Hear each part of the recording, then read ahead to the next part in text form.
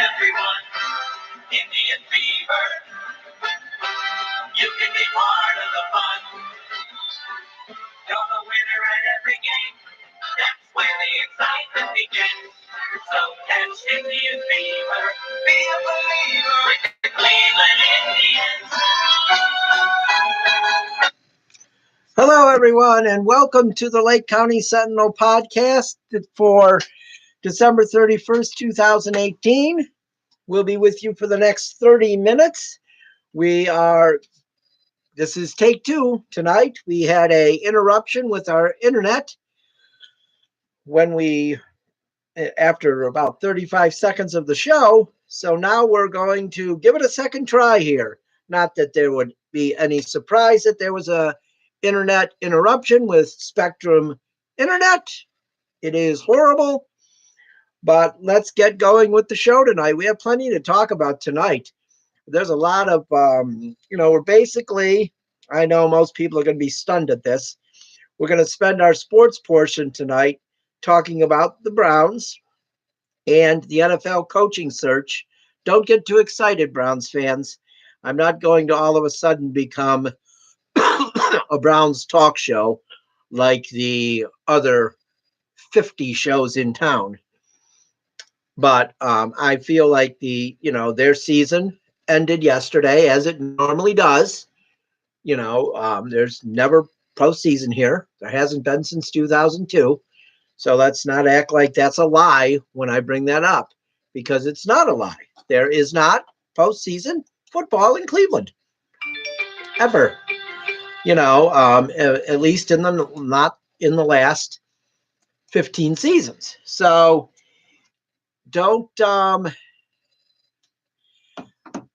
get mad at me for saying that, because it's true. But the Browns ended the season 7-8-1. I for one was hoping for a victory yesterday. It wasn't devastating that they lost. I've seen fans from many Browns fans say, they weren't devastated by the loss yesterday because they got to see Steelers fans suffer. And, that kind of does do you a little good. I told my son after the game that, I wish they would have won the game. And I do dislike the Ravens more than the Steelers. But there are so many Steelers fans in Cleveland. It'll be nice not to see them walking around and bragging that they're in postseason again, and acting like they're so amazing. Well, you're no better than the Browns. You are not in the playoffs. So that's that. So that was kind of a nice thing, to know that the Steelers are not in the playoffs either. But the Browns did finish 7-8-1. It's their best record percentage-wise. It's their best record since 2007, when they went 10-6 and did not make the playoffs, which was kind of crazy. But they did not. So, this is their best record in 11 years. Everything looks like it's on the upswing, talent-wise, team-wise, everything. So, there's that. And, Browns fans, they could be optimistic for the first time in a long time. I get a lot of slack for pointing out the truth and pointing out things that happen and have happened with the Browns. Okay? Let's look at it. Let's look at it realistically. Okay? How good of an owner in 6 years has Jimmy Haslam been? Okay? Fires Pat Shurmur after he gets here. Hires Rob Chudzinski. Fires him after 1 year. Hires Pettin. Fires him after 2 seasons. Okay. Hires Hugh Jackson. They go 1-31. He brings in the analytics guys. Doesn't work out. Fires Sashi Brown. Brings in John Dorsey. Ding, ding, ding, ding, ding. There it is. That's the one move that Jimmy Haslam did right. In his 6 years as Browns owner, one move. One move. Let's not forget Jimmy Haslam wanted to draft Johnny Manziel. Okay? The one thing Browns fans at this point should not want is Jimmy Haslam having a hand in anything football related. Nothing. So what happens this morning? First thing in the morning, I look at my phone. I keep it next to me. You know, sometimes I'll look at alerts, sometimes I won't. Well, I get an alert. So I look at it. And what is it? It's an alert that says that Jimmy Haslam, plans on meeting with Adam Gase at the request of Peyton Manning. Okay? Well, this should concern Browns fans. This should really concern Browns fans. You know, you install John Dorsey as your GM. You put John Dorsey in charge of the coaching search. But Jimmy Haslam's going to go meet with Adam Gase. I would be really concerned if I was a diehard Browns fan and suffered through the years that they've suffered through under bad Jimmy Haslam ownership. Okay? That Jimmy Haslam is going to meet with Adam Gase, former Dolphins coach. Simply because he put John Dorsey in charge of the search. So I posted earlier today, and a lot of people have commented. I posted earlier today on my Facebook page. This is exactly what I posted. I posted that, what if this scenario happened? Okay.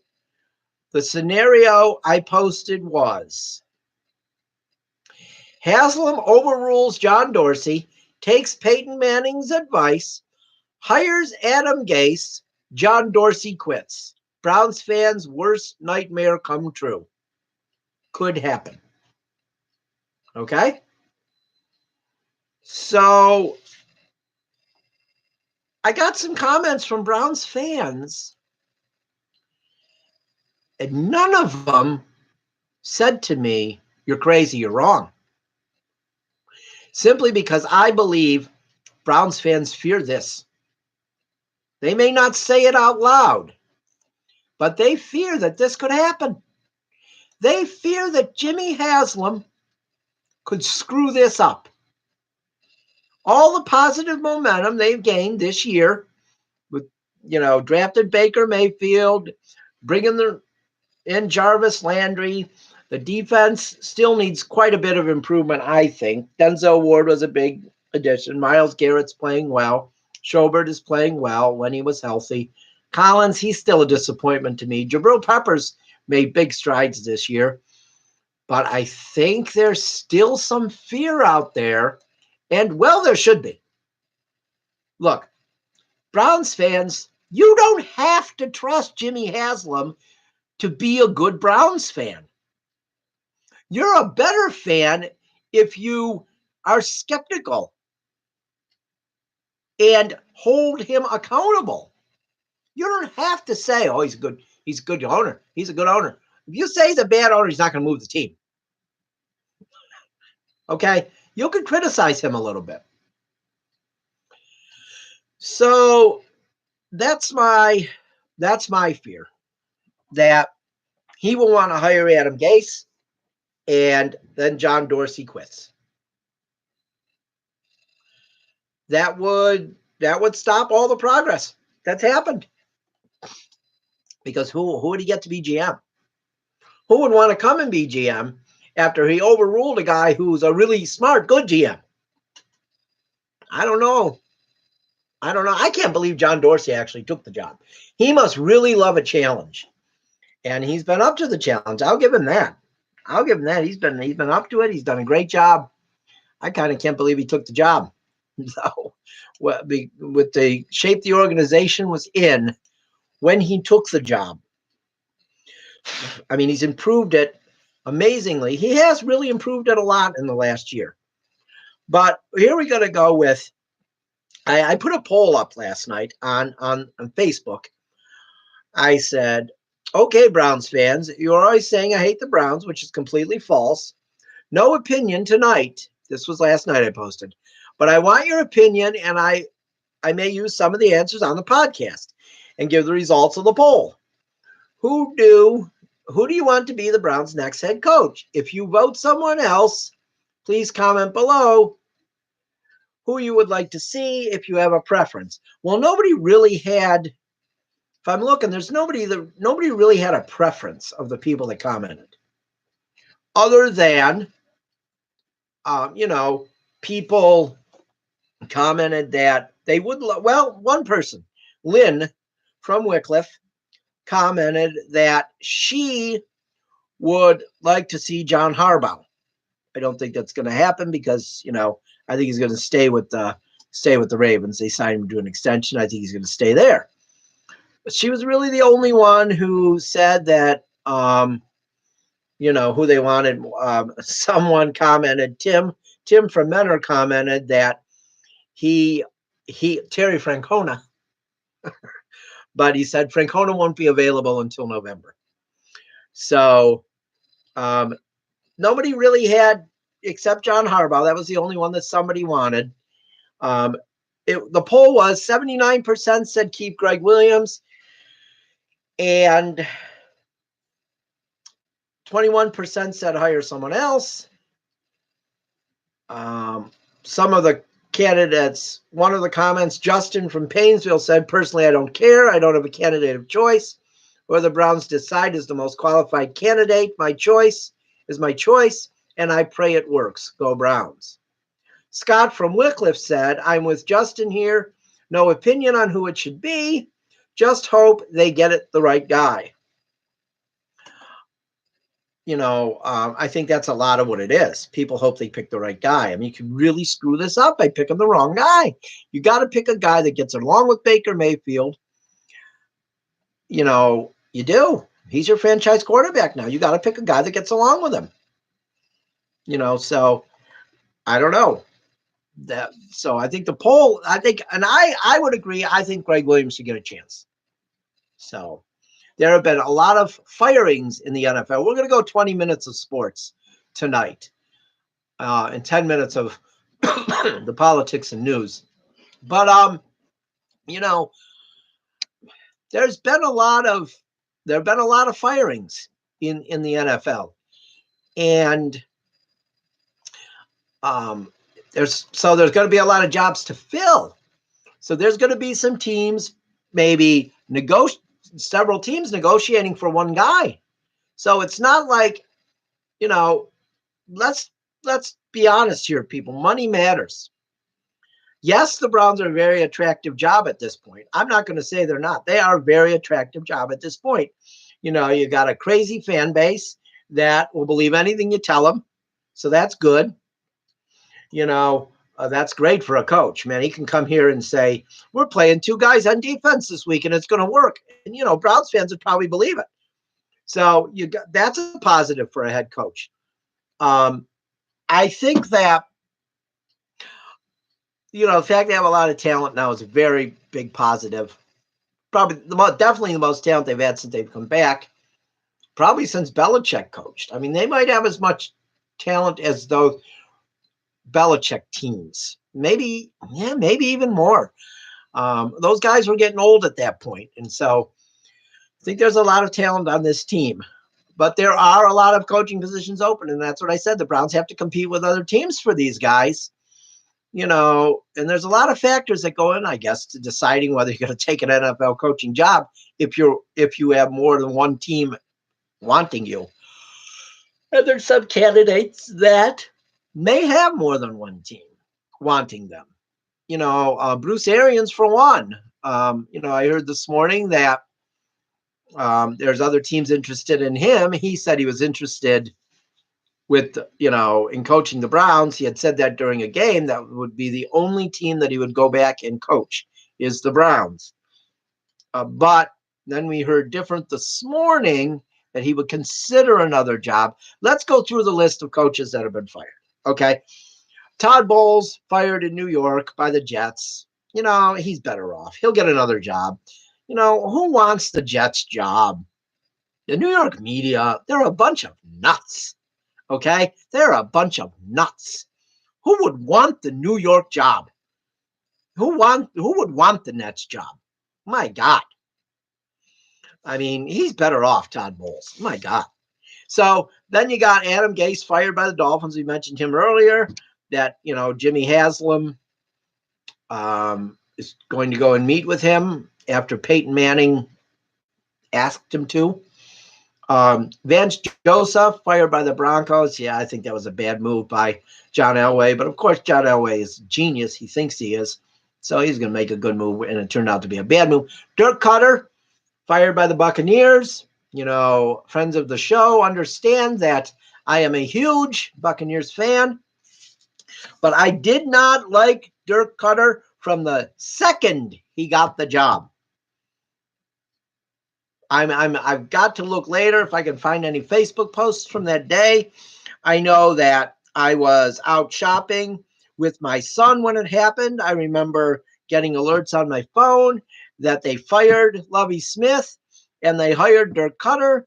And I remember telling my son and anybody who would listen, not many people would, anybody that would listen, horrible move by Tampa Bay firing Lovie Smith. Why are they going to hire Dirk Cutter? So what if other teams want to let him go? Well, it didn't work out. He was 19-29 in 3 years in a roster full of talent. Okay? Full of talent. 19-29. Horrible move. He's gone. Marvin Lewis gone after 16 years in Cincinnati. I think he might get some offers. I think he might get another job. I think he will. Yeah, he was 0-7 in the playoffs, but the guy's a good coach. Mike McCarthy, fired by the Packers a month ago. Horrible move by the Packers firing him then. I think he was going to maybe he should have been fired at the end of the year, or asked to resign, but he shouldn't have been fired during the year. He's going to definitely get another job. Steve Wilkes, fired by the Cardinals. Look, he had 1 year. Cardinals always make stupid moves, so this is no surprise, giving a guy 1 year. Did they really think they were going to win this year with Josh Rosen as their quarterback? Are you kidding me? They thought they were going to win with Josh Rosen? Come on. And then, of course, Hugh Jackson was fired during the year. Greg Williams was the interim. So that's pretty much the coaching carousel right now. And we're going to see. It'll be next month. It'll be very interesting. But I'm not going to obsess over it. I'm not going to talk about it a lot on this show because I don't do that. I don't speculate. But, I'm going to leave you with one last sports note before we go. I heard this interesting, it's not really a sports note, it's a life note that I heard today during the Liberty Bowl. Longtime Browns fans remember, it was before I was alive even, but I heard stories as I was growing up. The Browns drafted Ernie Davis in 1964, and he died before he ever played an NFL game. He was diagnosed with leukemia, and he passed away. In 1964, when Ernie Davis passed away, 4% of leukemia patients survived. Today, 94% of leukemia patients survive. That's greater than any sports stat you're ever going to hear. It's an amazing stat, and thanks a lot to St. Jude's Hospital in Memphis for doing amazing research and helping get this disease under control. That's the end of the sports segment of our show tonight. We will be back in a moment with politics right after this break.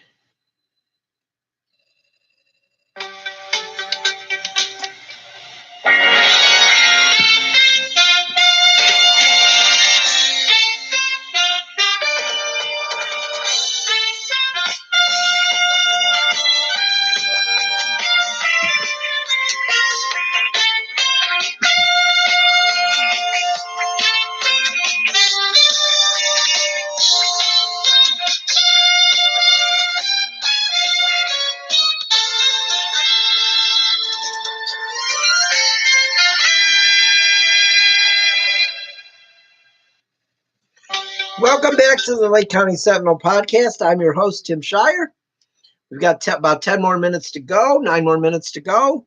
You can message us at LakeCountySentinel.com on Twitter or Sports Sentinel on Twitter, or you can look us up on Facebook at Lake County Sentinel, or you can check out our website at www.lakecountysentinel.com. That's www.LakeCountySentinel.com for Lake County news, Cavs news, Browns news, Indians news, commentary.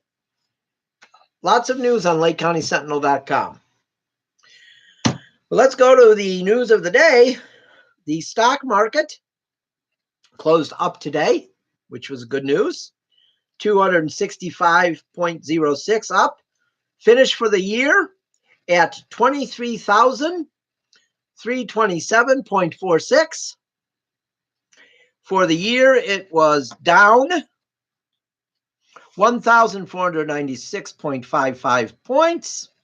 For December, it was down 1,699.61. And that brings us to our next comments on the stock market, which we've been talking about and making this point because we have the ongoing, for decades, the ongoing myth that Republicans are better for the economy than Democrats. I think I've done a lot on this show to debunk that myth. We know it's not true. And the stock market this year is a perfect example. And there's many other years the stock market had examples of why the Democrats are actually better for the economy than Republicans. You know, the stock market was down, as I said, 1,496.55 points this year. It never in 8 years had a negative year under Barack Barry Obama. Never had a down year. Not once. The worst year it had under Obama was it went up just over 700 points. But never negative. Never a negative year under Barack Barry Obama. But what we have here is an interesting fact that in Donald Trump's first 2 years in the office of presidency, the stock market has gone up 3,415.46 points.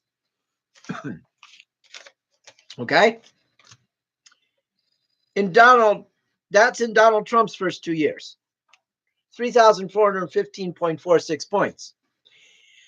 And in Barack Barry Obama's first 2 years in office, the stock market went up 3,471.5 points. Unless you can add, which I know many of my Republican friends cannot add, apparently, that is a 56-point difference on the favored side of Barack Barry Obama. So do you still think that Trump is a better president for the economy? Numbers don't lie, people, especially when it comes to money. You just add them up and you see where it is. And if you look at the stock market, Barack Barry Obama is a better president. And of course, that's just one area where he's a better president. I mean, God, come on. We know in every other area he's a better president. Right? Come on. Iraq never asked us to withdraw our troops when Barack Barry Obama was president. All right? They didn't. Or when Hillary Clinton was Secretary of State. But, the Trump supporters will still keep believing in him. Right? 2019 is going to be a very interesting year for Donald Trump. He, of course, Democratic Senator Elizabeth Warren announced today that she's going to run for president. And the first thing he did was insulted her, which is not surprising. This is a Hitler type tactic. That's what Trump does. He campaigns like Adolf Hitler. So, I wasn't surprised that he insulted her today. He's crazy. And is anyone really surprised that he's in a battle now with the generals? I'm not surprised. I'm not surprised at all. This is the guy that during the campaign said he was smarter than the generals. And his dumb supporters believed him. The dummies believed him. This guy who never served a second in the military is smarter than the generals. Gosh, what is wrong with these people? Believe in this guy. I remember they used to get mad. Well, Obama needs to listen to the generals. Well, yeah, Obama probably needs to listen to the generals, because the black guy can't think good enough. His brain don't work good enough to make these decisions, so he better listen to the generals. But the white guy, he don't have to listen to the generals. These people, man. These people are pathetic. Hey, guess what? Republicans? Oh, and guess what? Trump supporters? 4 hours and 26 minutes and you lose control. Yep, you do. 4 hours and 26 minutes. And Nancy Pelosi's back, baby. Nancy Pelosi's the sheriff again. 4 hours and 25 minutes now. Time's running out. Time's running out on your hateful agenda. It's going to be fun to watch. It's going to be fun to watch. Whining little snowflake Trump supporters. Whine. That's all you're going to do now. Because the people voted and the people said they don't want you in charge anymore. So now you'll have to suffer like we have for the last 2 years. And this is just the beginning of the United States of America and people taking back control, buddy. I'm going to sign off now for 2018. I will not be doing a podcast tomorrow night. We'll be back on Jan 2 January. We'll be back. I hope everybody has a great new year. We will see you in 2 days. Have a good night, everybody.